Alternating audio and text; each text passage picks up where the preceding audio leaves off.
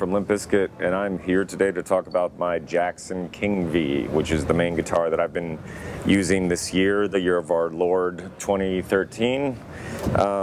First off, my rep at Jackson had a couple of guitars that had factory flaws in them and had been returned, and he said there's a couple of King Vs that I think you'd be incredibly interested in.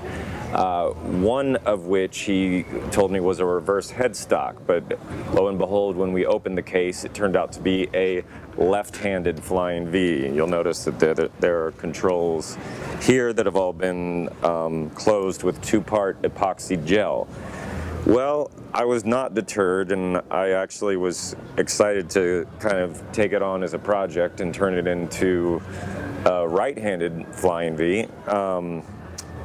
And I liked that it was a custom order for someone who, I think they weren't happy with the fretboard because the ebony wasn't dark enough. I don't know why people are so crazy, but I guess if you're spending money on a guitar that you've requested an ebony fretboard, and the fretboard on this does look quite a bit like rosewood and not ebony. Anyhow, he was upset, but his loss is my gain, so happy about that.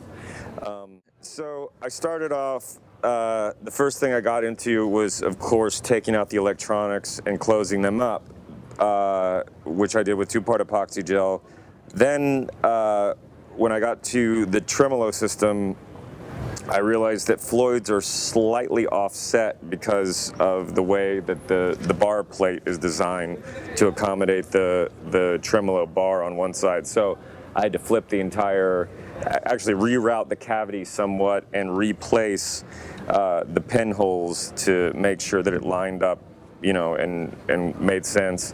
I tried having a volume knob on this side for a while, but it didn't work, so I ended up just taking everything out of this and putting a new volume pot cavity in, running the wires through the back of the guitar, and eventually closing this input jack and routing a new input jack here.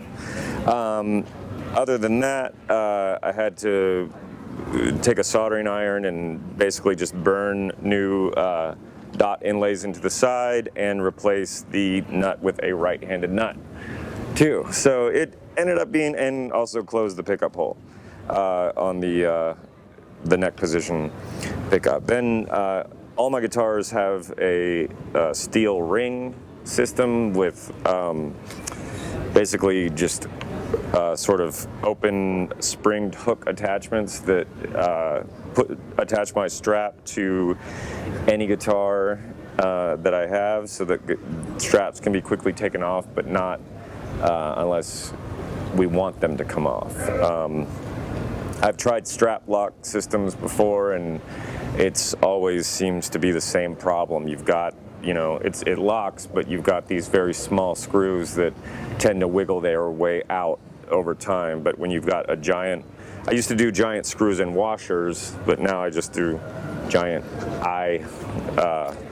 screws. So the cool thing I kind of like about this is that they had to put the Jackson on a little bit smaller in order to get it to fit in, the logo to fit in this way on the guitar. Reverse headstocks have the Jackson logo right side up, but it's sort of fun having it upside down. Anyway, that's my King V, top to bottom. Also the bar is duct taped electric taped to give my, I use it so much, it gives my palm just a little bit more to hold on to instead of the really thin, stock bar. And that's about that. Awesome, man. Have you asked him for a right-handed one? I have a right-handed King V, but I don't know. I tend to think that the more involved I've built a couple of guitars and I've modded, several guitars myself, and if the more involved I am with the building of a guitar, the more I feel attached to it in a lot of ways, especially if it's kind of a struggle and it kind of gives me a pain in the ass. It feels more like mine, and I've been more felt more connected with this one. There's actually a company called Loog Guitars that makes 3-string guitars that come in a kit that are for kids that they build, and part of their philosophy is that when the owner of a product has input on putting it together, has to do some of the work themselves, they feel a lot more attached and are a lot more likely to favor that instrument or whatever it is that they're putting together, that object of some kind, because it's part of them is in the instrument. So I definitely love that philosophy, and that's been mine forever now, as long as I can remember.